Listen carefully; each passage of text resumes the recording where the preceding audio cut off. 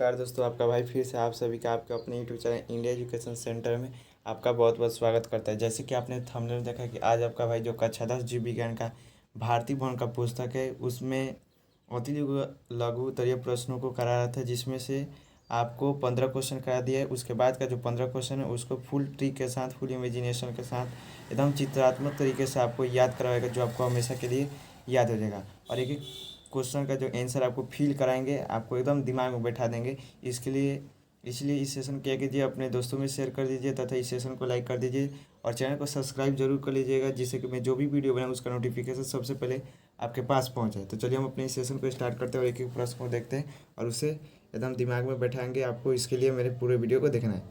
चलिए, जीवों के 16 नंबर प्रश्न करें कि जीवों के शरीर में होने वाली वैसी विभिन्नताएं जो एक पीढ़ी से दूसरे पीढ़ी में वंशागत नहीं होती है क्या कहलाती है। तो आप सभी जानते हैं जो विभिन्नता होता है आपका, वो कितने प्रकार का होता है? 2 प्रकार का होता है, जिसमें से पहला का नाम है जनिक विभिन्नता, दूसरा का कायिक विभिन्नता। तो जनिक विभिन्नता जो होता है वह एक पीढ़ी से दूसरी पीढ़ी में स्थानांतरित हो जाता है, ठीक है। लेकिन जो कायिक विभिन्नता वह स्थानांतरित नहीं होता। इसका तो सही उत्तर क्या होगा? हमारा कायिक विभिन्नता होगा। क्या होगा जी?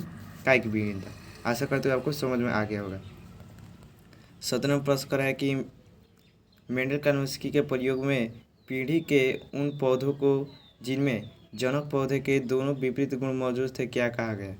तो देखिए, आप सभी देख रहे हैं कि करे दोनों विपरीत गुण उसमें उपस्थित होना चाहिए, उन्हें हम क्या कहते हैं। तो देखिए, जब जनक में यह हमारा जनक है दोनों, ठीक है। अगर जनक में फर्टिलाइजेशन होता है तो आपके किसका निर्माण होता है युग्मनज का निर्माण होता है, या युग्मनज विकसित होकर क्या करता है जी? शिशु का निर्माण, संतति का होता है। उसी संतति में आपका क्या होता है जी? उन दोनों जनकों के क्या होते हैं? तो कह सकते हैं कि उनमें दोनों गुण आते हैं, ठीक है। दोनों के विपरीत गुण क्या होते हैं? उस संतति में आते हैं। तो देखिए, एक हम यहाँ पर लिए जनक, विपरीत जनक है, ठीक है, जिसमें से एक शुद्ध लंबा है और शुद्ध बौना है। तो इसमें जब हमारा क्रॉस होता है तो इसके बाद एक संतति आती है, ठीक है, जिसमें आप देख रहे हैं कि दोनों के गुण का है, जिसमें विद्यमान है शुद्ध लंबा, अशुद्ध लंबा, अशुद्ध लंबा, बौना। तो देखिए, संतति में नहीं, जो प्रथम संतति, उसी प्रथम संतति में नहीं इन दोनों का गुण आ रहा है। तो इसका सही उत्तर क्या होगा? प्रथम संतति होगा। देखिए, चित्र से याद कीजिएगा तो आपको हमेशा के लिए याद होता है। मैं आपको 10 बार बताया हूँ कि आप किसी भी क्वेश्चन का उत्तर चित्रात्मक तरीके से याद कीजिएगा तो आपका हमेशा दिमाग में बैठा है। इसलिए मैं एक एक फिगर को लाता हुआ आपको फिगर से इस प्रश्न का उत्तर बताया। आशा करते हुए एकदम समझ में आ गया होगा। अब देखिए, 18वां प्रश्न क्या करे तो क्या करा है जी? मेंडल के एक संकर संकरण के प्रयोग के फलस्वरूप F2 पीढ़ी में उत्पन्न पौधे में लक्षण प्रारूपीय अनुपात क्या होगा। मतलब कि जो आपका एक संकर क्रॉस है ना, उसका हम क्या कर सकते हैं? तो फिनोटाइप बताना है। क्या कहते हैं? लक्षण प्रारूप और फिनोटाइप। आप सभी जानते हैं लक्षण प्रारूप के परिभाषा जीवों की बाहरी संरचना या बाहरी लक्षण का अध्ययन क्या कहलाता है, या जीवों की बाह्य संरचना क्या कहलाती है? लक्षण प्रारूप कहलाती है। तो इसका सही उत्तर आप देख सकते हैं। इसमें बाहर से कैसे, एक देखिए, शुद्ध लंबा है, अशुद्ध लंबा है, शुद्ध लंबा है, बौना है। तो इसका आप देख रहे हो कि इसमें बौना है एगो, तो इसका क्या है? फिनोटाइप हो जाएगा बौना और शुद्ध लंबा का। तो लंबा जो है आपका कौन कौन है? एक है इधर, दो गो है, उसके बाद इधर भी है, ठीक है। तो इधर आपका हो जाएगा एगो तो बौना है, ये पूरा एकदम बौना है बेचारा, तो एगो ई हो जाएगा। और सब क्या हो जाएगा जी? आपका 3:1 हो जाएगा लंबा वाला, ठीक है। तो इसका सही उत्तर क्या होगा? 3:1।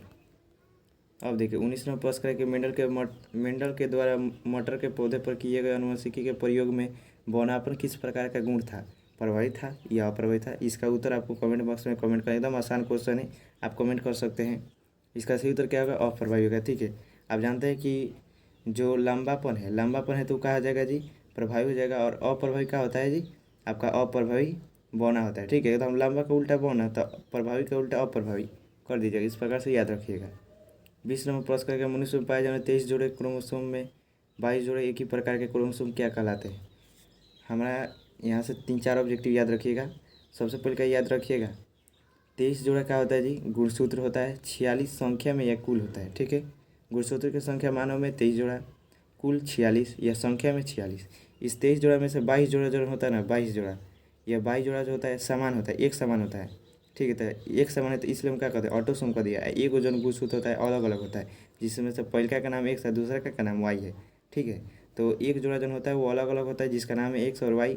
अब 22 जोड़ा समान होता है, जिसे हम ऑटोसोम कहते हैं। जो एक जोड़ा होता है उसे हम क्या कहते हैं? लिंक क्रोमोसोम कहते हैं, ठीक है। 22 जोड़ा हमारा क्या हो गया? ऑटोसोम। एक जोड़ा लिंक क्रोमोसोम हो गया, ठीक है।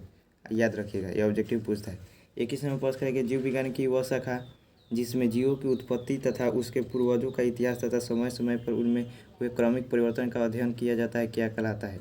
तो आप सभी इसको उत्तर याद रखें, क्या जी जैव विकास कहलाता है। अब थोड़ा इसे शॉर्ट में जैव विकास का परिभाषा, ये क्वेश्चन जो पूछा है जैव विकास का परिभाषा देकर पूछ दिया कि इसका उत्तर क्या होगा, तो जैव विकास होगा। थोड़ा जैव विकास का शॉर्ट में परिभाषा याद रखिएगा क्योंकि क्वेश्चन पूछता है, तो याद रखिएगा। कहिएगा जीव विज्ञान की आवश्यकता जिसमें जीवों का विकास का अध्ययन करते उसे हम क्या कहते हैं, जैव विकास कहते हैं। जैव मतलब जीव हो गया, विकास मतलब विकास, तो जीवों का विकास का अध्ययन क्या कहलाएगा, जैव विकास कहलाएगा। आशा करते हैं आपको समझ में आ गया होगा। अब देखिए 22 नंबर प्रश्न है, क्या करे प्राकृतिक चुनाव द्वारा जीवों का विकास जैव विकास द्वारा यह व्याख्या कहलाता है। तो देखिए प्राकृतिक चुनाव द्वारा अगर जीवों का विकास की व्याख्या करते हैं तो उसे हम आनुवंशिक पुनर्योग कहते हैं। कौन सा पुनर्योग, आनुवंशिक पुनर्योग कहते हैं। अब देखिए जो हमारा 23 नंबर प्रश्न करे कि जीवों के वैसे अंग जो संरचना एवं उत्पत्ति के दृष्टिकोण से एक समान होते हैं परंतु ये कार्य के दृष्टिकोण से अलग अलग होते हैं अर्थात अलग अलग कार्य का संपादन करते हैं, क्या कहलाते हैं। तो यह परिभाषा है समझात अंग, किस अंग का जी, तो आपको याद रखना है समझात अंग का परिभाषा क्या होता है। थोड़ा हम आपको ट्रिक से बता दें, इसका उत्तर क्या होगा, समझात अंग होगा। कौन सा अंग होगा, समझात अंग। तो आपको क्या करना है जी, इसका उत्तर याद रखना है कि इसका उत्तर क्या होगा, समझात होगा। और कैसे होगा अब थोड़ा हम इसे समझते हैं। तो देखिए समझात अंग का परिभाषा याद रखिएगा। सम मतलब होता है समान, सम मतलब हो गया यहाँ से समान, ठीक है, यहाँ से समान हो गया। और स से हो जाएगा संरचना, क्या हो जाएगा, स से संरचना, ठीक है। ठीक से याद रखें, संरचना एंड उत्पत्ति एवं उत्पत्ति, ठीक है। तो कहिएगा वैसा वैसा अंग या वैसे दो या दूसरा अंग जिनकी संरचना एवं उत्पत्ति क्या होती है, समान होती है लेकिन कार्य अलग अलग होती है, उसे हम क्या कहते हैं, समझात अंग कहते हैं, ठीक है। ठीक से याद रखिएगा, सम मतलब समान और स से संरचना, संरचना समान होगा लेकिन कार्य अलग अलग, उसे हम क्या कहेंगे, समझात अंग। असमझात अंग मतलब मतलब होता है नहीं, मतलब कि जो कहा गया है बात उसको उल्टा कर दीजिएगा, मतलब असमझात अंग का समझात अंग का जो परिभाषा है उसका उल्टा कर दीजिएगा, असमझात अंग का परिभाषा हो जाएगा। चलिए 24 नंबर प्रश्न देखते हैं। 24 नंबर प्रश्न खड़ा है कि लुप्त हो चुके जीवों का पत्थरों पर पाए जाने वाले चिन्ह क्या कहलाते हैं। मान के चलिए कि ट्रिक से समझिए, चित्र के द्वारा समझिए। मान के चलिए भाई एगो पत्थर है, इस पत्थर पर मान के चलिए कि एगो चिड़िया का चित्र है, ठीक है, चिड़िया का चित्र है। तो यह पुराने लुप्त हो चुके चिड़िया का चित्र है, तो इसे हम क्या कहेंगे, तो इसे हम क्या कहेंगे, जीवाश्म कहते हैं। जीवाश्म का दूसरा परिभाषा याद रखिएगा, जीवों से प्राप्त अवशेष को क्या कहते हैं, जीवाश्म कहते हैं, ठीक है। अब देखिए 25 नंबर प्रश्न का है कि एक ही प्रजाति के सदस्यों के बीच आपस में होने वाले प्रजनन को क्या कहते हैं, तो लैंगिक जनन कहते हैं। आप सभी जानते हैं जो आपका लैंगिक जनन है, लैंगिक जनन में आप जानते हैं कि एक ही जाति के दो जीवों के बीच लैंगिक जनन होता है। मान के चलिए मानव है तो मानव जाति के अंदर ही जनन हो सकता है, अगर उसमें दूसरा जाति अगर तो नहीं हो सकता है। 26 नंबर प्रश्न कर है कि फूल गोभी किस प्रकार का पुष्प है। तो आप सभी जानते हैं फूल गोभी जो है आपका क्या बंद पुष्प है, मतलब फर्टिलिटी वाला, ठीक है, पुष्प है, फर्टिलिटी फ्लावर है। अब देखिए 27 नंबर प्रश्न करें कि मानव का उद्भवन स्थान मूल रूप से अफ्रीका है या एशिया। इस प्रश्न का मीनिंग हुआ ना, उद्भवन स्थान मतलब कहाँ से उत्पत्ति हुआ, मतलब कि कोनो चीज़ कहाँ से आइल बा, कोनो जीव कहाँ से आइल बा ओकरा के का कहनी से उद्भवन स्थान, ठीक बा, उत्पत्ति का स्थान कहनी सन। परिभाषा अच्छा से समझ में आ गल हो कि लोग के एक क्वेश्चन का मतलब कि मानव कहाँ से आइल बाटे ओकरा के बताएगा, अफ्रीका से आइल बा कि एशिया से आइल बा। तो एक सही उत्तर क्या होगा जी, एशिया बोले अफ्रीका होगा, ठीक है, अफ्रीका होगा। आशा करते आपको समझ में आ गया होगा। 28 नंबर प्रश्न करके उद्भवन की दृष्टिकोण से मानव का सबसे करीबी संबंधी कौन है। उद्भवन की दृष्टि मतलब कि उत्पत्ति, उद्भवन मतलब उत्पत्ति होता है, निर्माण होता है, ठीक है। ओकर जन्म कहाँ से बोले सर, मानव के जन्म कहाँ से बोले सर, तो हमनी के जन्म से अफ्रीका से बोले सर। और अफ्रीका में बोले सर तो ओकरा सबसे करीबी जौन जीव बाटे ओकर नाम बताएगा, मतलब कि जोना से हमनी के मिलत जुलत बनी से ओकर नाम बताएगा। तो इथोपिया नामक एक प्रकार का करीबी संबंधित जो है जीव है उसी के हम कैसे होते हैं, उसी के संबंधित हम दिखाई देते हैं। और इथोपिया में चिंपैंजी याद रखें, इथोपिया चिंपैंजी, ठीक है। अब देखिए आधुनिक मानव का प्राचीनतम जीवाश्म अफ्रीका के किस स्थान से प्राप्त है। जो जीवाश्म है ना आधुनिक मानव जो है उस आधुनिक मानव का मतलब अभी के जो मानव बा ओकर प्राचीन मतलब पुराना समय में जीवाश्म मिल रहे, ठीक है। एगो मानव रहे, ठीक है, जौन पहले के रहे आ ओकर हमनी के का कले बाई ओकर के अफ्रीका से खोज कैले बाई ओकर नाम का रहे उ जीव के, तो उ जीव के या जीवाश्म के नाम रहे चिंपैंजी, ठीक है। आशा करते आपको समझ में आ गया होगा। अब देखिए जो हमारे 30 नंबर प्रश्न करे कि डीएनए अनुक्रम के तुलनात्मक अध्ययन द्वारा किसी जीव के पूर्वजों की खोज क्या कहलाता है।